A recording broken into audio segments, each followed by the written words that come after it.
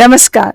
గౌరవనీయులైన రాష్ట్ర మొత్తంలో ఉన్న అడ్వకేట్స్కి అందరికి కూడా నేను మనస్ఫూర్తిగా నమస్సుమాంజలు తెలియజేస్తున్నాను.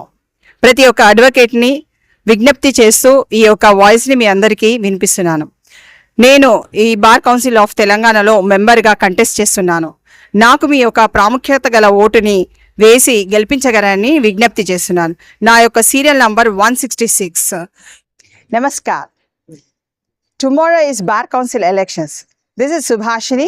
I am contesting for the first time in the Bar Council of Telangana as a member. I personally request you to give me the first preferential vote for serial number 166.